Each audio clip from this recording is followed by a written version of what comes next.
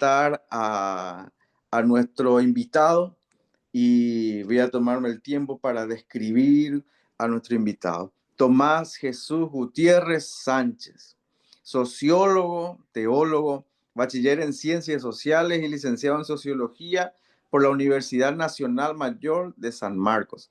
Magíster en Historia de la Filosofía y doctor en Ciencias Sociales.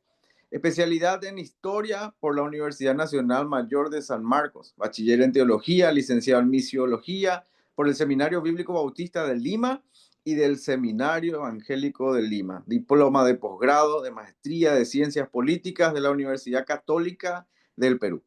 Ha sido profesor de la Universidad Nacional Mayor de San Marcos en la Escuela de Estudios Generales y secretario técnico de las distintas comisiones del Congreso de la República en la elaboración de proyectos, dictámenes y leyes en los distintos aspectos de las políticas del Estado, entre el periodo 2007 al 2019.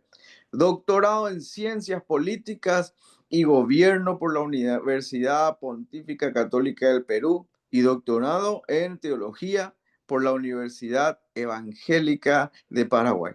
Actualmente es profesor de la Facultad de Derecho en la Universidad San Martín de Porres e investigador de la Universidad César Vallejos. Profesor Tomás, es un gusto poder recibirte en esta noche y el tiempo es todo tuyo.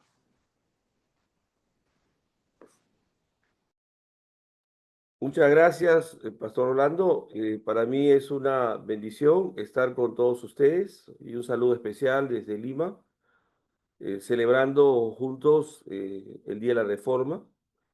Nosotros hemos tenido varias conferencias desde ayer, ¿verdad? Que es una celebración que une a diferentes denominaciones e iglesias para poder pensar y ver la importancia que ha tenido la Reforma y sobre todo la obra de Martín Lutero, quien comienza, con él se inicia todo el proceso de reforma dentro de la iglesia, y también, por no decirlo, de avivamientos y volver a la palabra de Dios, que es muy importante eso.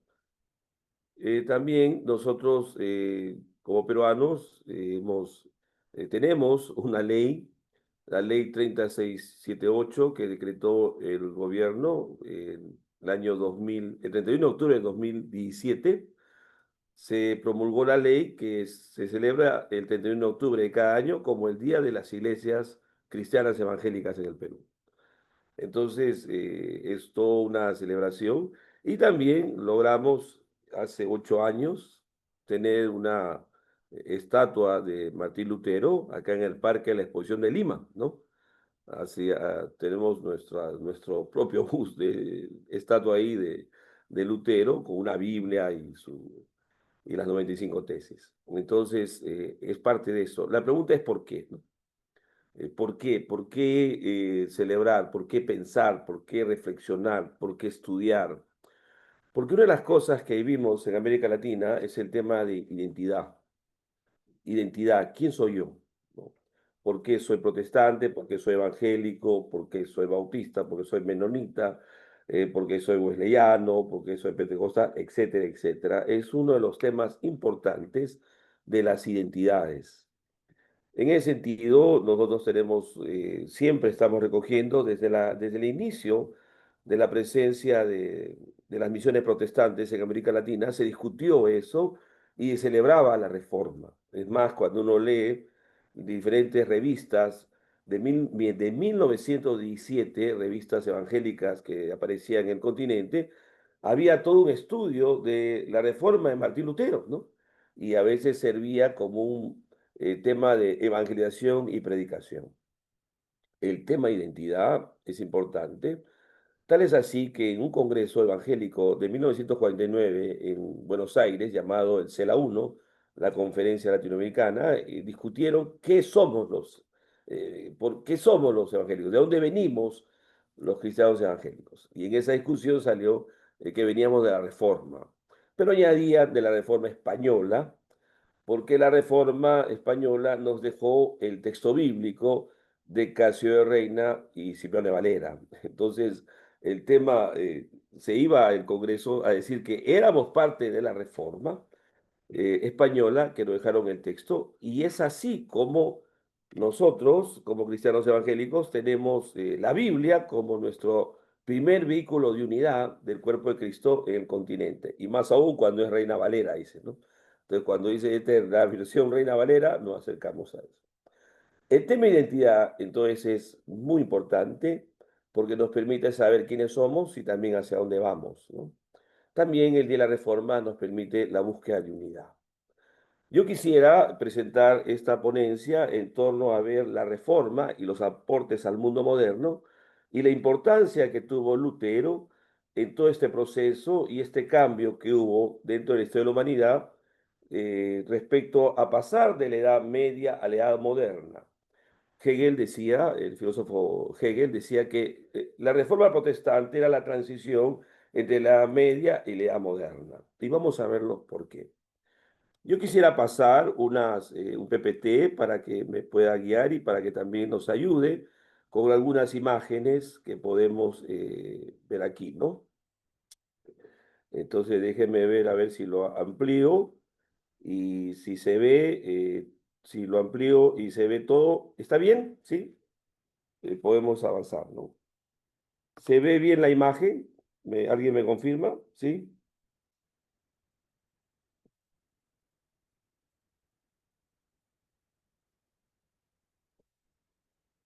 Ok. ¿Avanzamos entonces? ¿Le parece bien? Sí, mis hermanos. Ok, empezamos entonces. Este es la Lutero, la Reforma y los aportes del mundo moderno. Para esta exposición yo quise hablar sobre una síntesis bibliográfica de Martín Lutero, la libertad, la justificación por la fe, el sacerdocio universal del creyente, la libertad del cristiano, bases teológicas para el liberalismo, la teoría de los reinos, Lutero y la democracia y Lutero y la educación. Martín Lutero nació en Alemania en 1483.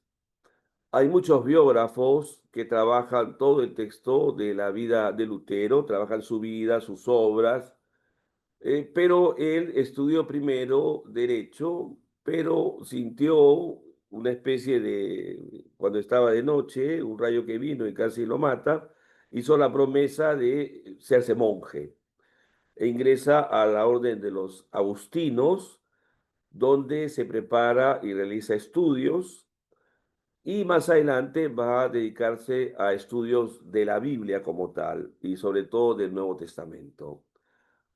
Muchos historiadores, sobre todo seculares, como Lucien Febvre, manifiestan que Lutero encontró la coyuntura apropiada para empezar el inicio de la Reforma.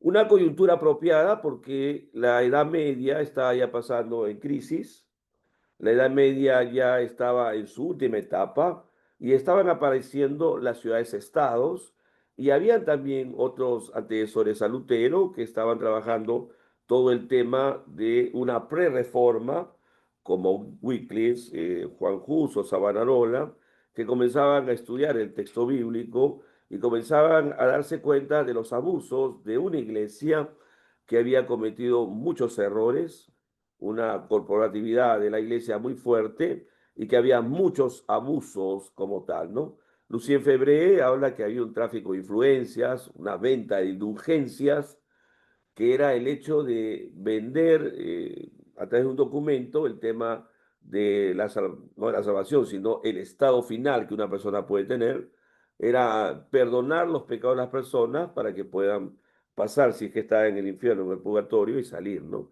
Esto fue muy descarado, la venta de indulgencias, y Lutero vio todo ello y comienza a analizar todos estos problemas y estas prácticas de fe que no eran otra cosa que obras, compra de indulgencias o buscar reliquias y adoraciones a diferentes santos y virgen que puede haber. La iglesia está aquí muy fuerte, hay una perspectiva de poderes que se discute mucho, ya se había producido una querella en el siglo XIII entre el monarca y entre la propia iglesia.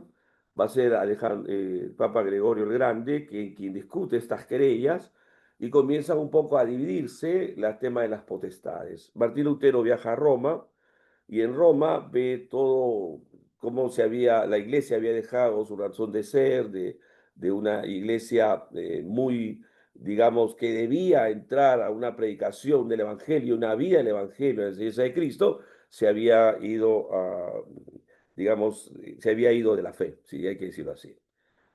Lutero va a ver todo el tema de indulgencias y va a ver a Texel, va a escuchar de Texel, que es un sacerdote católico, que era el encargado de pasar por Europa, sobre todo por Alemania, y vender las indulgencias, ¿no? Hay muchos temas de indulgencia que mencionaba que él podían obtener el perdón de los pecados y también sus familiares que habían muerto, echando una moneda en el cofre, ¿no? Y se les daba este pergamino. Lutero no ve esto bien y Lutero va a escribir 95 tesis contra las indulgencias y la actitud del Papa de permitir tales infamias. Por eso, en la iglesia de Wittenberg, el 31 de octubre, antes del Día de los Santos, el 1 de noviembre, va a clavar sus 95 tesis, que no era otra cosa de poder discutirlas en el seno de la academia. Lutero no solamente es el párroco de Wittenberg, sino también es profesor de la Universidad de Wittenberg, que recién se había creado y recién estaba funcionando, ¿no? Entonces, él quería debatir eso, pero no se daba cuenta que al colocar las 95 tesis iba a encender una llama que nunca va a poder ser apagada, ¿no? Y entonces, Lutero, a partir de ahí, y las tesis que publica comienzan a publicarse en diferentes idiomas y poder salir gracias a la imprenta de Wittenberg, la imprenta de Gutenberg, que funciona muy bien y comienza a expandirse las ideas luteranas. Lutero no solamente escribe eso, escribe otros tratados más, desde 1517 a 1520, escribe otros textos, y uno de ellos, muy interesante para la meditación, es sobre la libertad del cristiano. Lutero empieza con una frase muy célebre que después la desarrollo, pero la vamos a pasar. Dice, el cristiano es un hombre libre, señor de todo, y no sometido a nadie. El cristiano es un siervo al servicio de todo y a todos sometido. Lo que hace Lutero es parafrasear el texto del apóstol Pablo a los Corintios, soy libre de todo y me he hecho esclavo de todos. Lo importante en el texto de Lutero es el tema de la libertad del cristiano. Y esto va a ser uno de los pilares para esta época moderna que empieza sobre el tema de la conciencia espiritual, del tema individualismo, y una salvación individual que él habla, ¿no? Lutero desarrolla su tesis en relación al pecado. Ustedes saben que Lutero tiene las famosas tres solas, primero y luego son cinco: solo Cristo, solo fe, sola escritura. Y solo fe era la punta de lanza para empezar la reforma. No es por obras que nos salvamos, no es por peregrinajes que hacemos, no es por la oración a reliquias, sino es por la fe solamente en Cristo, ¿no? Y solamente a través de la palabra de Dios. Y Lutero es un estudioso extraordinario de la palabra de Dios, ¿no? Eh, Lutero comienza con todo ello. Sus escritos comienzan a salir contra el Papa porque el Papa manda, digamos, hace una bula excomulgando a Lutero, Lutero quema la bula del Papa, pero sin embargo, uno de los acontecimientos más grandes que va a tener Lutero es en 1521, la Dieta de Worms, cuando se encuentra, la Dieta de Worms era una dieta donde los príncipes alemanes que habían colocado a Carlos V como rey del Sacro Imperio Romano Germánico pudiese gobernar. Y ahí Lutero se enfrenta con sus textos, porque Lutero pide ser escuchado como súbdito del rey, como ciudadano que es, pide, le abren las puertas y en la Dieta de Worms le piden que se retracte de sus escritos, que él pueda retractarse de lo que había hecho, de lo que había escrito sus tesis y otras cosas más. Y Lutero no. Lutero dice unas palabras que va a crear algo que va a entrar en el mundo moderno del siglo XVI, ¿no? En plena época de renacimiento y crecimiento del mismo. Él dijo, a menos que me convenzan por testimonios bíblicos o por razón de evidencia, porque no creo ni en papas ni en los concilios, solo, solos, es constante que han errado demasiado a menudo y que se han contradicho. Estoy ligado por los textos que he aportado, mi conciencia es cautiva de la palabra de Dios. Revocar cualquier cosa, ni lo puedo ni lo quiero, porque actuar contra la propia conciencia no es ni honrado, ni seguro ni honrado, que Dios me ayude. Amén. Soy esclavo de mi conciencia y mi conciencia es cautiva de la palabra de Dios. Qué frase para empezar un proceso grande que rompe las mediaciones y que rompe esos tremendos aspectos de intermediación. Si voy a Cristo, puedo ir a través de la Virgen, puedo ir a través de un santo, puedo tener algo que me va a mediar, para ir al cielo, tengo que ir al purgatorio. O sea, eso se quiebra con Lutero. Pero no solamente hace algo más, sino que va a involucrar el tema de la conciencia misma del ser humano, que no es la imposición que puedan haber, sino que uno es libre de poder tomar sus propias decisiones. Esto es muy importante, por supuesto, pero también Lutero va a encontrar dentro de este texto de la libertad del cristiano el hecho de el ser sacerdote. Somos, decía San Pedro, real sacerdocio, nación santa, pueblo adquirido por Dios. Por encima de lo anterior, decía Lutero respecto al sacerdocio universal del creyente, somos sacerdotes. Es más importante que ser reyes, porque el sacerdocio que nos confiere la dignidad de presentarnos a Dios y de rogar por los demás. El presenciarse delante de Dios y el rogar son funciones exclusivas del sacerdocio, pero no de esta clase de sacerdotes que podían ser nombrados por la iglesia, sino de un sacerdocio universal de todo creyente. Es decir, no hay mediaciones, somos libres en el amor de Cristo y tenemos acceso libre a Dios porque todos somos sacerdotes delante del Señor. Eso realmente quiebra una iglesia muy corporativa, de mediaciones, de mucho poder, lo quiebra Lutero. Voy a tener que avanzar rápidamente antes que me gane el tiempo, ¿no? Ya hemos visto estas cosas importantes de Lutero, la libertad, pero otro de los aportes que tiene Lutero para el mundo moderno es el tema de los dos reinos. La Iglesia Católica Romana va a tener las dos llaves y una lectura de San Pedro, las dos llaves, como que tiene el poder de los dos reinos.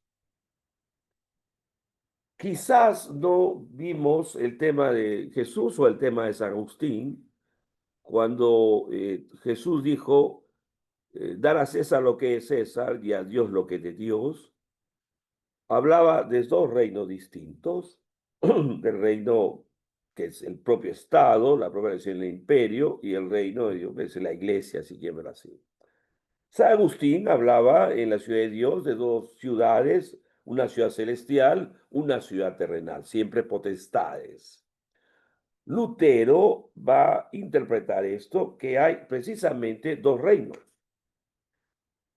Eso es muy importante porque aquí comienza a darnos cuenta que ambos reinos no son uno solo, ¿no?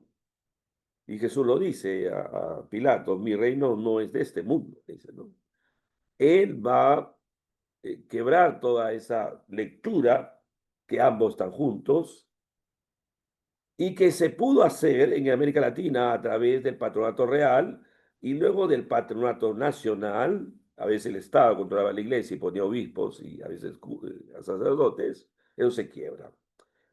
Lutero decía, tenemos que vivir ahora los hijos de Adán y a todos los hombres en dos partes. Unos pertenecen al reino de Dios, los otros al reino de este mundo. Los que pertenecen al reino de Dios ciertamente en Cristo están bajo él, puesto que es el rey y señor del reino de Dios. Interesante, ¿no? Y el rey del mundo sobre. Interesante porque esto va a colocar ambos reinos. Ustedes ven la imagen de Martín Lutero ahí, esta es la estatua que tenemos en la ciudad de Lima, ¿no? Ahí se las he puesto para que un poco se puedan deleitar de ello, ¿no? Este poder eclesiástico y este poder secular hace que tengamos una diferencia muy marcada entre el Estado y la Iglesia, ¿no? Propiamente así. No, esta separación es parte importante de una herencia reformada y sobre todo luterana, que se va a recoger más adelante. Calvino y también los anabaptistas van a tomar esta parte para decir, sí, precisamente a dos reinos, hay el Estado de la Iglesia y precisamente quién se somete a quién es la pregunta, ¿no? ¿Quién se somete a quién y qué relaciones pueden haber? Lutero escribió un texto que se llamaba Sobre la autoridad secular, hasta dónde se debe obedecer. Por supuesto que se debe obedecer hasta que quiebran nuestras libertades que tenemos como cristianos, nuestras libertades de conciencia y nuestras libertades o prohibición de no realizar cultos o poder predicar el evangelio libremente, ¿no? Hemos tenido en la historia de la América Latina un proceso de digamos, una intolerancia religiosa durante el virreinato, donde solamente era la Iglesia Católica Romana quien estaba. Después de la independencia tuvimos un proceso de tolerancia religiosa, que era sí es permitido, pero hasta cierto punto, sobre todo a extranjeros que se les permitía y se les abría el hecho de tener su culto en su propio idioma, sobre todo los anglicanos.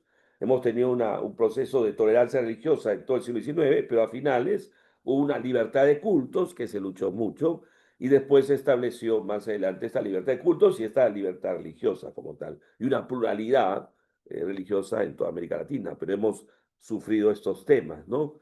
Muy fuertes en toda la historia del continente. Esa es la teoría de los reinos, que se los puedo dejar. Y otro de los aspectos que Lutero también trabajó y que es parte de mencionarlo es la democracia. La democracia. Uno de los textos que me llamó la atención al revisar las obras de Lutero era el derecho de la comunidad a elegir sus predicadores. Yo creo que esto Lutero sí lo trabaja porque había un problema en la ciudad de Lesnin, que era una pequeña ciudad en Sajonia, porque habían colocado a un pastor para que sea quien esté a cargo de la iglesia, ¿no? Pero se quejaron a Lutero y Lutero va a escribir a esta iglesia y a la propia congregación que hay un derecho de elegir. Y miren lo que dice él, ¿no? Pero allí donde no hubiese tal necesidad y se contara con hombres que tienen el derecho, la potestad y el don de enseñar, ningún obispo podrá establecer a nadie sin la elección, la voluntad y el llamamiento de la comunidad. ¿Cómo eligen a pastores? ¿Cómo se eligen a los diáconos? ¿Cómo se eligen a los oficiales? Se elige a través de la iglesia local, que es la que vota y coloca a sus oficiales, sus pastores. La elección es parte de la democracia, una democracia que Jesús toma la palabra iglesia de los griegos y solamente que le pone mi iglesia, que es la asamblea, los hermanos que se constituyen, la elección que hay de diáconos o de Matías, inclusive que es por suerte, era parte de las prácticas democráticas de los griegos que toman la iglesia. Por supuesto que en la palabra siempre tenemos una iglesia congregacional, una iglesia episcopal, una iglesia presbiteriana, pero en este caso me interesa mucho el tema de la democracia porque Lutero va a colocar esto. Calvino también la desarrolla. Calvino toma el tema de San Cipriano, la elección de pastores que no solamente lo presentan a la iglesia, sino también a todo el pueblo. Y la democracia, la elección de pastores, viene a ser una cultura democrática, unas prácticas democráticas y unos valores democráticos que se forman dentro de las iglesias locales. Es decir, las iglesias locales, cuando eligen pastores, diáconos, etcétera, son generadoras de práctica, valores y cultura democrática. Y eso es muy importante. Yo he tomado este texto para poder ver que sí, la democracia, pese a los problemas que hay, pese a una democracia que necesita más fortalecida, frente a una crisis de partido, frente a, nosotros tenemos muchos presidentes que cambiamos por la Constitución, frente a todo eso, sí, hay que valorar la democracia, ¿no? Hay que verla en sus mejores formas y hay que ver que de repente estamos llamados a construir una democracia más integral, pero son las iglesias las formadoras de esto, ¿no? También hay otros textos que Lutero escribió sobre la importancia de la educación, llamando que se construyan y mantengan escuelas cristianas y que sean en las ciudades alemanas donde puedan establecerse. La parte de educación de parte de Lutero es extraordinaria y es todo un modelo para nosotros cuando queremos hacer colegios que no solamente las misiones que llegaron a América Latina trabajaban la construcción de escuelas bajo dos conceptos, una escuela que podía servir como un punto para predicación del Evangelio a los padres inconversos, o de repente para crear un carácter cristiano y una influencia en sus alumnos, lo que sería una perspectiva de influencias desde el carácter cristiano, desde el pensamiento evangélico. Y acá tenemos todo el tema que hace que se pueda enseñar y se puedan hacer escuelas. También Lutero es el tema de familia. Su esposa Caterina Bombara cumple una función muy importante en Wittenberg. Lutero cultiva una vida de familia y que es importante porque Lutero se casa, y muy bien por eso, ¿no? Lutero se casa y Lutero va a pedir y va a establecer que todo sacerdote, en este caso pastor, sea casado y pueda cultivar su familia y pueda también establecer dentro de ella sus valores y los principios de la fe en sus propios hijos. Y esto es Lutero Educación. Y yo me pregunto, ¿cómo nace, y con esto quiero terminar para dejarlo abierto, cómo nace ese protestantismo y el nacimiento del mundo moderno? ¿Cuáles sus aportes a este mundo moderno? Quizás sea el sociólogo Max Weber, que vio en el protestantismo luterano, calvinista, anabautista, que va a ver cómo el protestantismo va a crear un espíritu del capitalismo. Bueno, eso a veces también es criticado, ¿no? Quizás José Carlos Mariátegui criticó mucho la relación, acá un pensador peruano criticó mucho la relación entre protestantismo, liberalismo y capitalismo. Pero sí vale la pena mencionar, discutiendo Weber con Marx, discutiendo, diciendo que sí hubo una ética protestante, una vida ascética, una vida de purificar el espíritu por medio de la negación de los placeres materiales o abstinencia. La vida ascética cristiana es tan antigua como la Iglesia de Jesucristo desde sus mismos orígenes. Una vida ascética, una vida no de placeres, que te permite una vida de ahorro, ¿no? Y eso es interesante porque tú no vas a tener placer, tú vas a ahorrar y formas capital, ¿no? Por eso Weber decía, hay dos características muy importantes con respecto a la vida ascética y al espíritu del capitalismo. Una de ellas mantenía que los seres humanos son el instrumento de Dios en la tierra y que Todopoderoso les exigía que tengan una vocación, una ocupación para que se haga para la mayor gloria divina. Y esto algunos trabajan como la vocación, el trabajo como vocación. O sea, acá los creyentes en esa vía ascética cumplen una función, el tema de dedicarse al trabajo y por supuesto el trabajo produce capital, ahorro.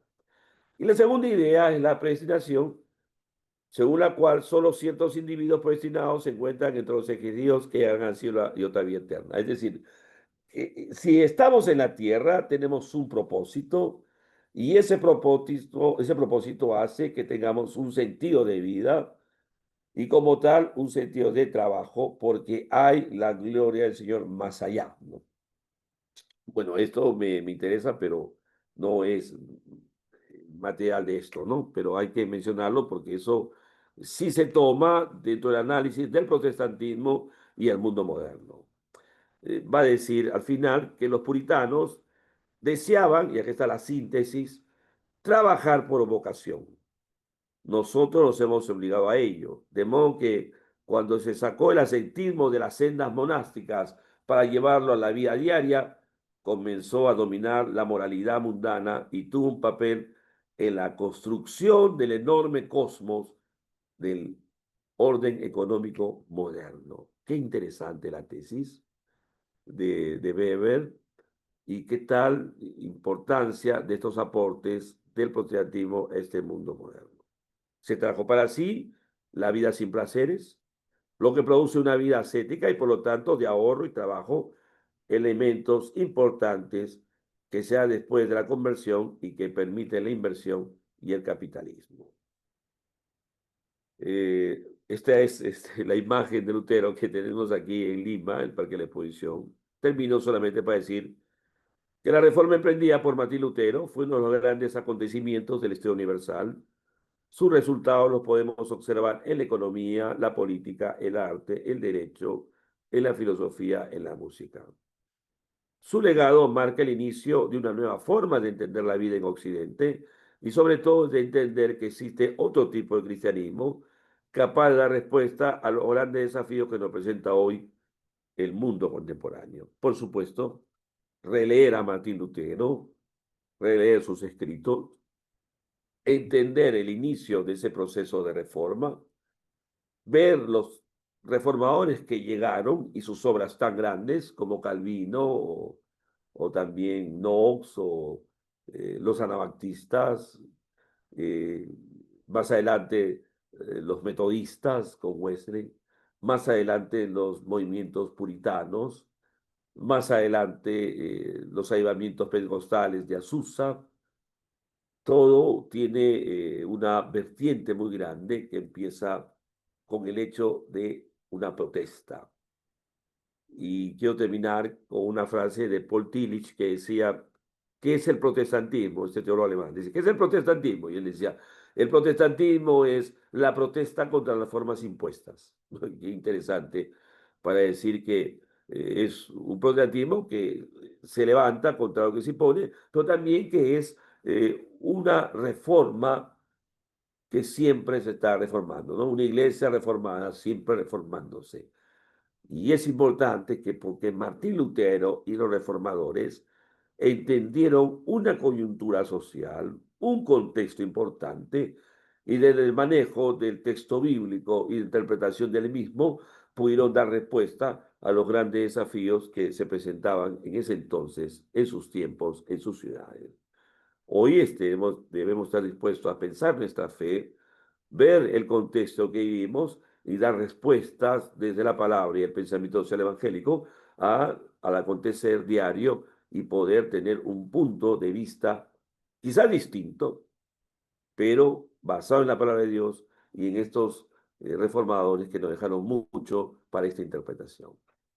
Eso es todo, hermano, que Dios les bendiga. Ha sido un gusto estar con ustedes. Bendiciones.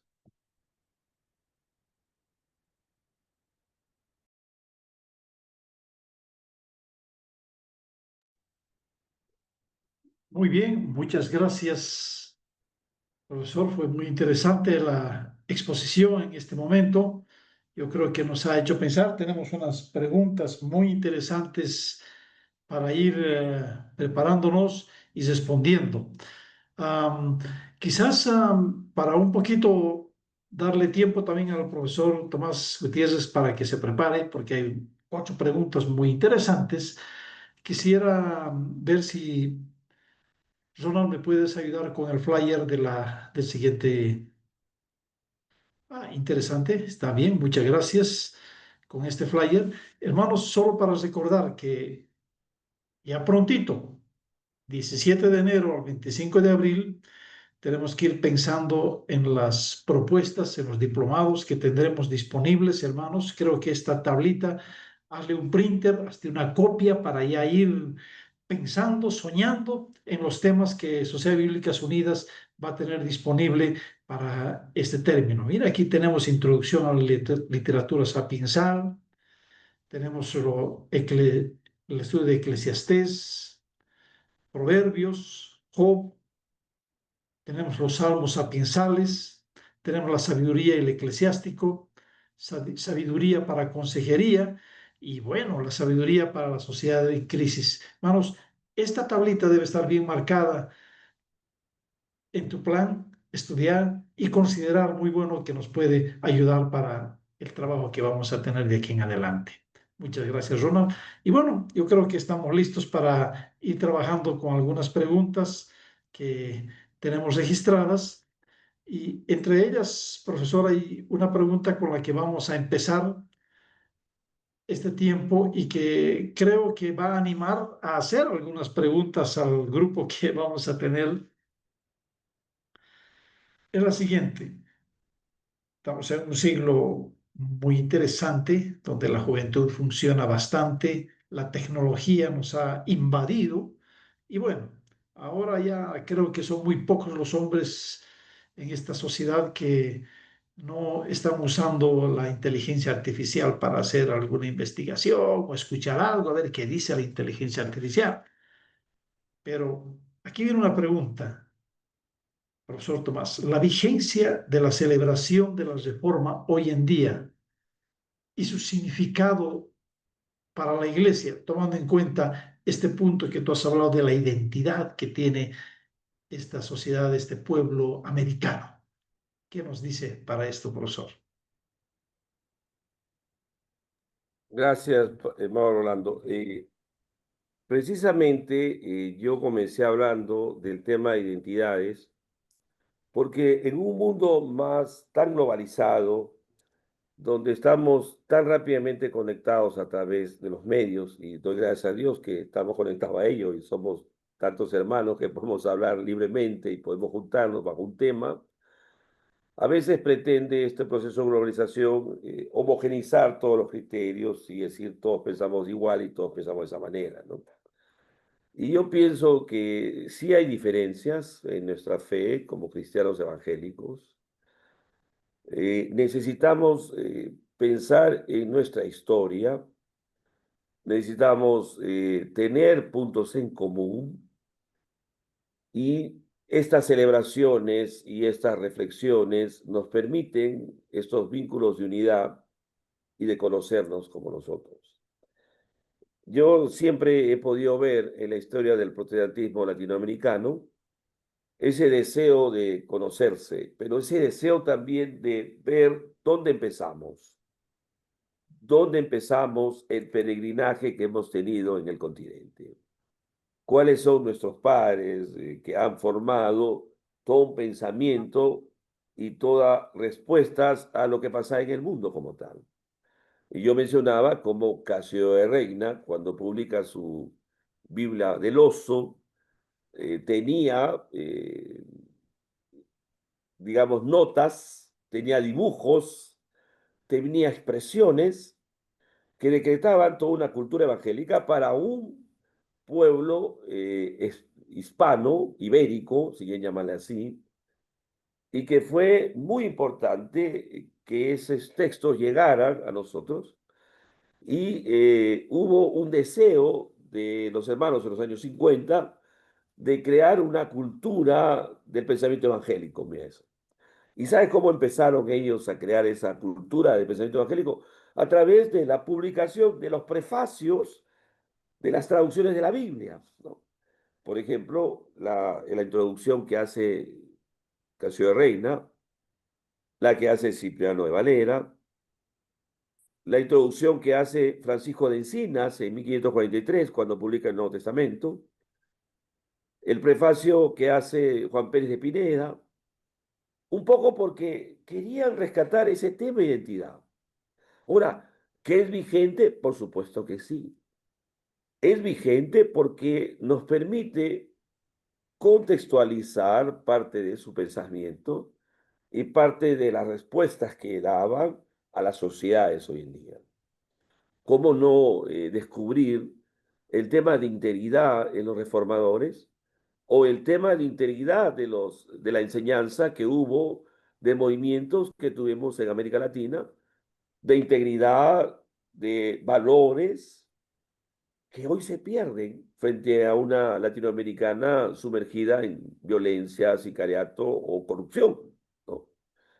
cómo no levantar una voz profética frente a los que sucede cuando hubieron grandes movimientos que pudieron hacerlo, como la década de los 60, a través de una conferencia en Lima el año 61, ¿no? La Cera 2. Entonces, ¿cómo no entender eso?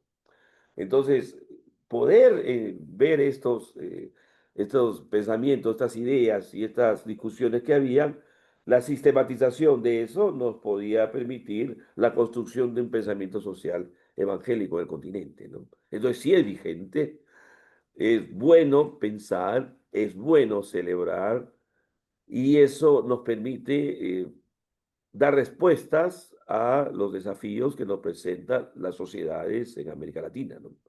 Eso es la importancia de estos temas y de poder hablarlo libremente, ¿no? Y poder discutirlo también. Eso sería, mi querido pastor Orlando. Bien, muy interesante. Parece que, como decíamos, anima cuando hay un tipo de pregunta de esta clase a los participantes. "Ah, caramba, tengo esta oportunidad de compartir, de decir". Y aquí hay una pregunta también muy interesante respecto a nuestra identidad, a nuestra manera de ser.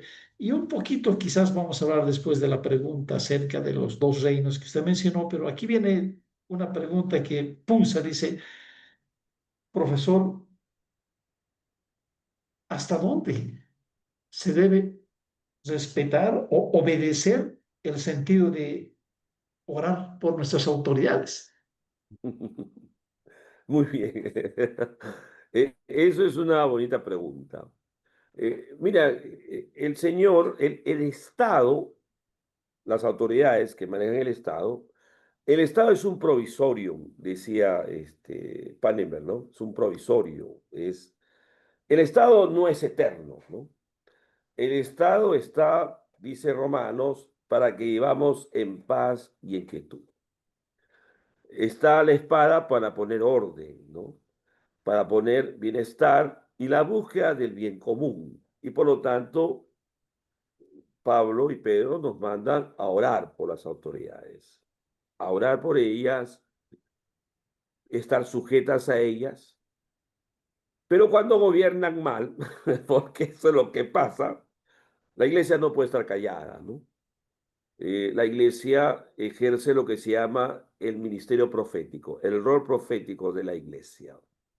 Lo que Juan el Bautista podía predicarles, o lo que Jesús dijo una vez, decirle esa zorra, ¿no? ¿Se acuerdan? Una frase muy fuerte de Jesús, decir eso es muy fuerte, era porque no estaban cumpliendo lo que les encarga Dios como siervos de Dios que son.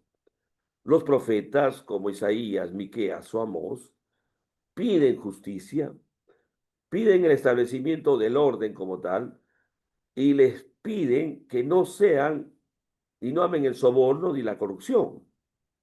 A mí me llama mucho la atención cuando Herodes, está en el libro de los Hechos, capítulo 10, cuando Herodes había distribuido el río, o sea, el agua para los de Tiro y de Sidón, ¿no?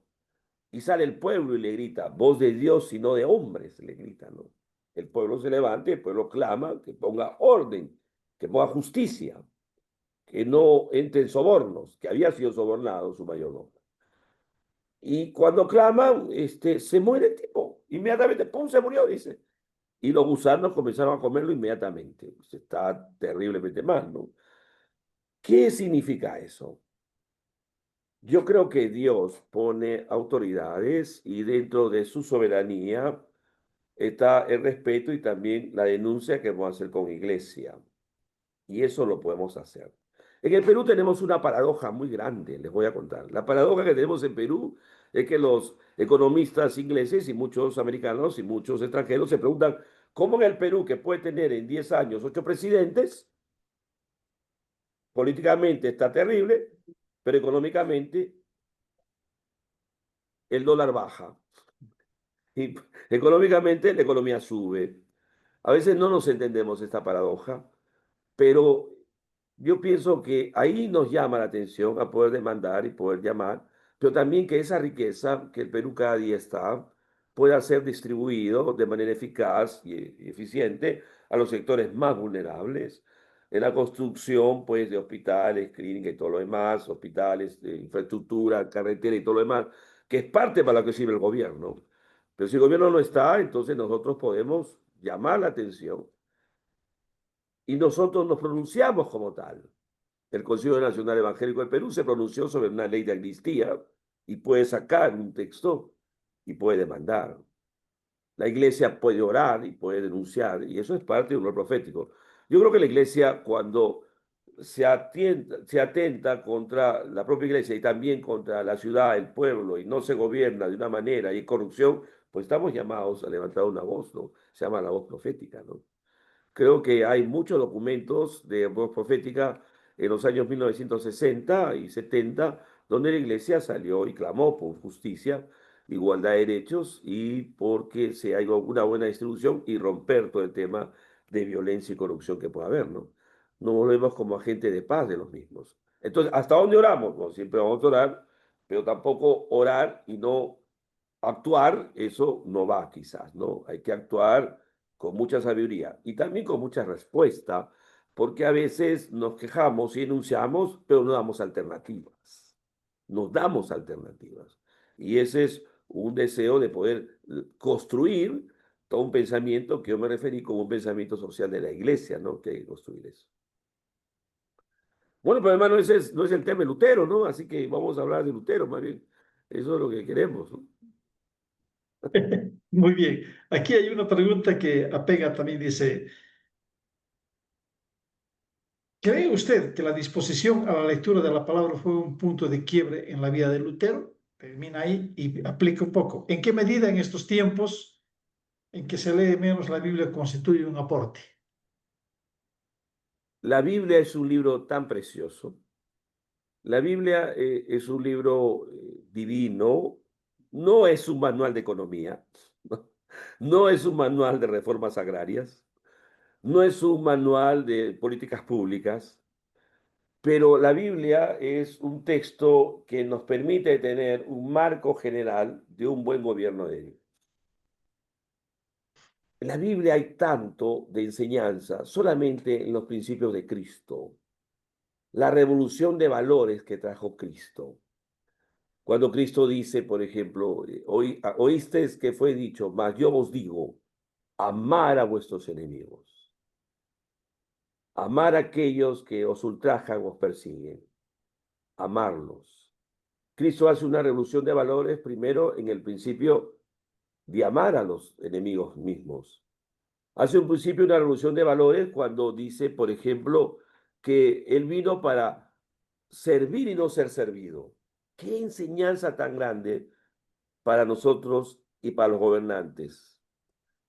Y cuando el Señor dice que una revolución de valores se crea, cuando menciona que lo que quiere que los hombres hagan contigo, hazlo tú.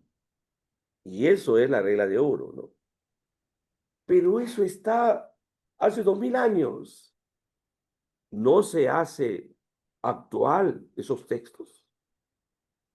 No se hacen actual.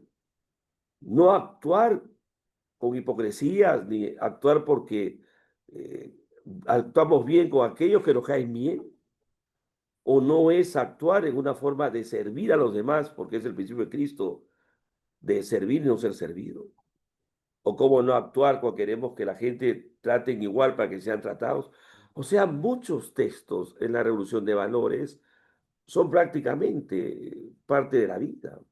La construcción de una integridad, sé pues vosotros perfectos como vuestro Padre está en los cielos, no es un llamado a una lucha anticorrupción de una integridad, de un hombre completo.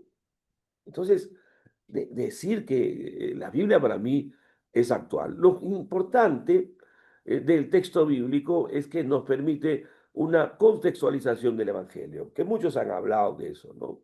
Es decir, la Biblia nos ilumina para entender y poder rescatar algunos principios que nos pueden ayudar en esta vida, en esta sociedad y en este llamado que hacemos, ¿no? Yo creo que es muy actual. Entonces, Lutero encuentra eso, ¿no?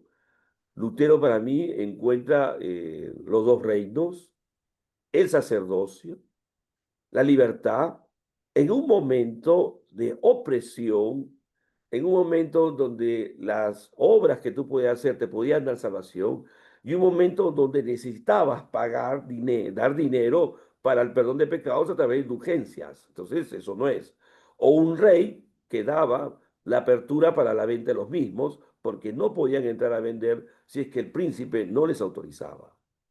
Entonces, levantarse contra eso, no solamente levantarse contra la iglesia, sino contra las arcas del mismo príncipe que obligaba a hacerlo, ¿no? Bueno, estamos generando un montón de debates, ¿no? Pero eso es muy bueno, porque como creyentes, yo decía a los bautistas, cuando hay dos bautistas hay tres pensamientos, ¿no? Entonces, de repente aquí puede haber mucho más, entonces yo no, estamos para entendernos y aprender juntos, ¿no? Yo he escrito varias cosas sobre evangélicos y la acción política en América Latina. He escrito La Bautía de la Democracia. Ahorita he escrito un libro, Religión, Políticas Públicas. Ahorita van a publicar un texto sobre Parlamento, Religión y Poder, los debates sobre el factor religioso en el Parlamento en el Perú.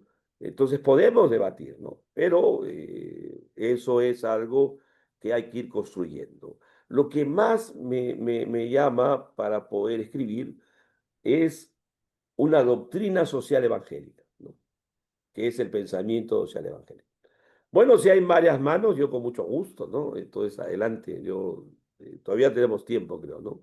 Gracias, Pastor Orlando. Sí, sí, ahí Daniel Antonio nos está levantando la mano, pero voy a darnos un tiempito más. Y si puedes escribirme también, Daniel, para ayudarte con esta respuesta. Tenemos una pregunta también muy interesante. Dice, bueno, son dos preguntas que voy a tratar de juntarlas para que tú las respondas, profe. Dice, después de todo lo explicado, ¿cómo entonces hoy deberíamos revisar nuestra forma como iglesia? Y ahí dice la otra pregunta, ¿la iglesia actual acaso no corre el riesgo de seguir los pasos de la iglesia de aquellos tiempos? Una iglesia que vende indulgencias, cuando varios pastores basan a veces sus mensajes en vehemente evangelio de prosperidad y bueno, ¿cómo hoy en día deberíamos revisar nuestra forma como iglesia? ¿Necesita una reforma la iglesia? ¿Es exagerado lo que digo o es necesario? Dice la pregunta. Bueno, la iglesia ha tenido muchos énfasis. Los últimos énfasis que tenemos es todo el tema de prosperidad. Inclusive algunos hablan que uno es pobre por el pecado, y realmente no leemos una cuestión de las estructuras que pasan y que ocurren, y el mal manejo de la distribución y mucha explotación que ha habido de nuestros pueblos y nuestras comunidades. Entonces, ha habido un bagaje de muchas análisis, y yo diría, de ver la realidad y de poder pensar en algunas teologías.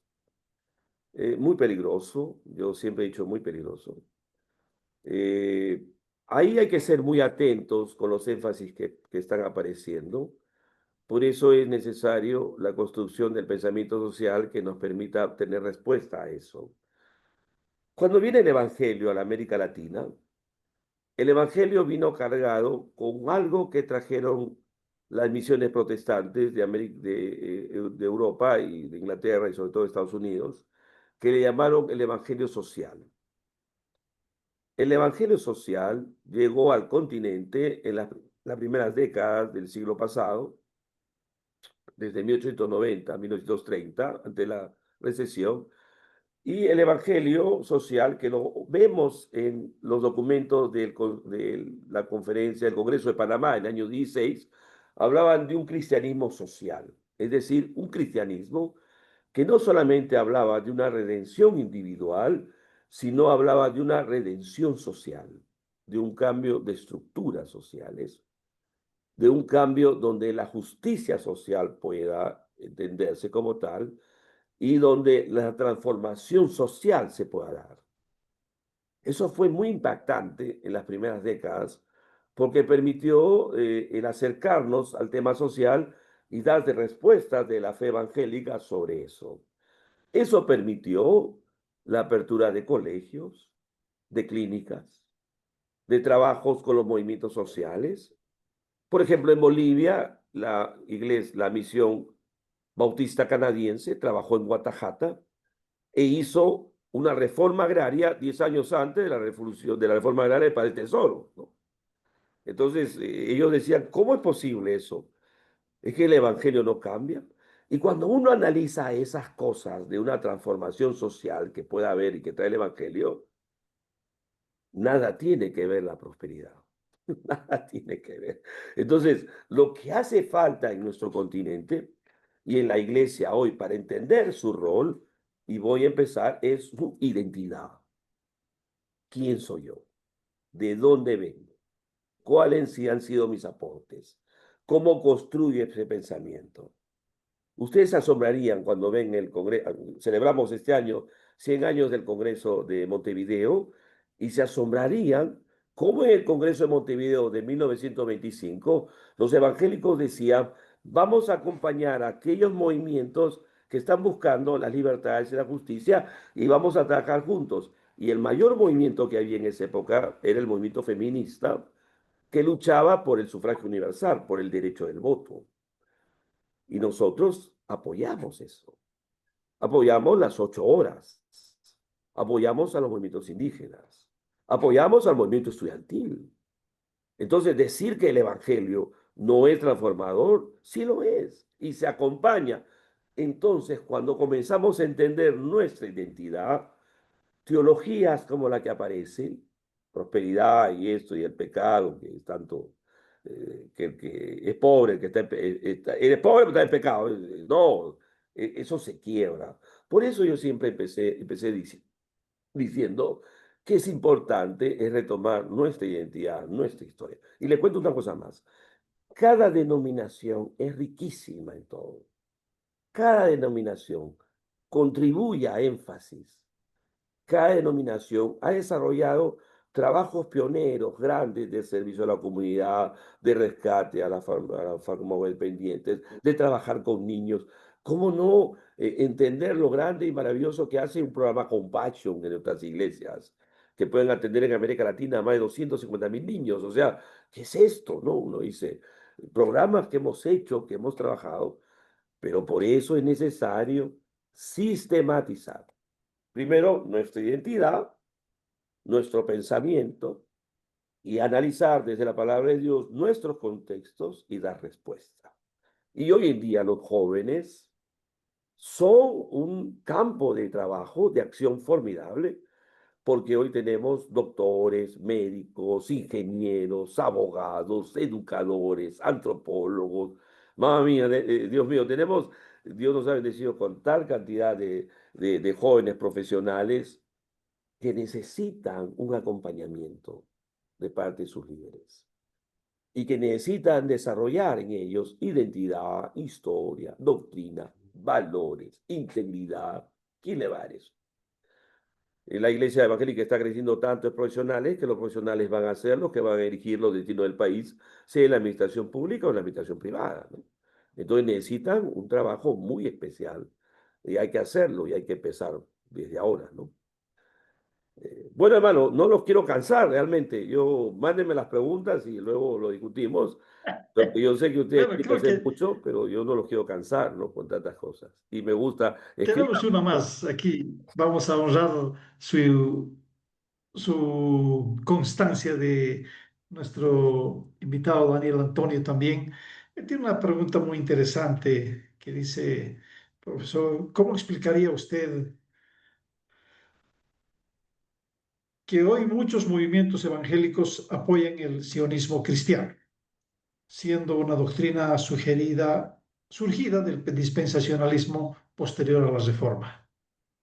Yo voy a hablar como Tomás Gutiérrez. No quiero hablar. Porque en mi iglesia bautista ahorita me va, muchos, mis bautistas, hay muchos dispensacionalistas, yo no lo soy, entonces voy a cuidarme. Y acá estoy viendo a mi amigo acá, lo veo allá de Guayaquil, ¿no? Y algunos lo veo, así que hay que tener mucho cuidado. Miren, el pueblo de Dios no es Israel, el pueblo de Dios es la iglesia. Esa es la iglesia. Y el pueblo de Dios es la iglesia. Y Dios nos manda como iglesia a amar a nuestros enemigos, no bombardearlos, señores. no gozarnos de la muerte de nadie. No es posible que hermanos salgan a favor de un país que está matando más de 50.000 personas sin niños y dejando en la calle. No podemos nosotros hacer eso. Yo ahí tengo mucho celo y yo no estoy de acuerdo con eso. Esa es una lectura a veces demoníaca, entre comillas, de decir que sí, que lo hagan porque lo son. Dios nos libre de eso. No podemos nosotros gozarnos de la maldad y de la muerte de ninguna persona, mucho menos de niños que están muriendo todos los días y que han muerto con más. No estamos de acuerdo. Yo francamente no estoy de acuerdo con eso. Yo he estado en Israel en la oportunidad, no estoy de acuerdo y no me parece esa lectura muy literalista de decir que es pueblo de Dios y amén a todo lo que hacen. Imposible eso. Eso hay que denunciarlo. Yo personalmente no estoy de acuerdo y lo he dicho en varias oportunidades y he tenido algunos disgustos. Y no me quiero amargar con ustedes, porque estoy feliz con ustedes, así que no nos vamos a amargar. Pero acá el pueblo de Dios es la iglesia, somos nosotros, el nuevo pueblo de Dios, la familia de Dios. Nada que acá y viendo, no, eso ya pasó para su tiempo. Hay que leer bien los textos y hay que ver el mover del Espíritu que nos llama a amar, a respetar y a construir un reino de Dios para que la llegada de Cristo sea pronto, hermanos. Eso es. Así que hasta ahí no me lo dejo. Esa es mi opinión personal. Y bueno, ya todos saben ahí los bautistas lo que yo pienso. Pero eso es, hermano, lo que puedo decir. ¿Ya? Por si acaso. Bueno, muchas gracias, profesor Tomás. En verdad, estos tiempos de ciencia bíblica con las Sociedades Bíblicas Unidas son momentos en que nos hacen, nos iluminan, nos motivan y bueno, es por eso que el día que menos podemos tener un viernes son 262 solo en Zoom, pero cuando vemos tenemos tantas personas que han entendido de que es un momento, es un portal en el cual nos informamos y nos honramos a conocer mucho más. Muchas Bueno, gracias, hermano, profesor yo Tomás, estoy muy por este. contento de estar con ustedes. Hagamos un curso de historia del protestantismo en América Latina, ¿no? Y veamos el pensamiento social. Cuente conmigo, yo con mucho gusto estaría compartiendo esa doctrina social evangélica en América Latina que va a ser muy rica. Usted me avisa y yo me ayudo, me veo y lo trabajamos. Y lo felicito realmente ver de todos los países que se juntan, se unen. Estoy muy contento con ustedes. ¿Verdad que los felicito? Y a seguir adelante, hermano, y que Dios los bendiga ricamente, de verdad. Bueno, yo creo que va a ser así, profesor. Tenemos un motorcito en el Ministerio de Sociedades Bíblicas Unidas, es el licenciado Gutiérrez de la Sociedad Bíblica Peruana, que realmente nos motiva y que siempre está encendiendo este valor, así que él te va a estar tomando en cuenta para decirte, hermano, necesitamos esto. Así que muchas gracias, Pastor Tomás, por este Bueno, detalle hermano, yo y los este dejo, apoyo. que el Señor los bendiga. Tengo mañana otra conferencia, estoy desde ayer, no, sí, estoy feliz y me tengo que preparar. Dios los bendiga mucho. Ha sido una alegría estar Gracias, con Tomás. ustedes. Y les envío el PPT, mándenme mi esto, yo les envío el PPT para que todos los tengan, ¿no? Y será un gozo estar en otra oportunidad con ustedes. Que Dios les bendiga grandemente.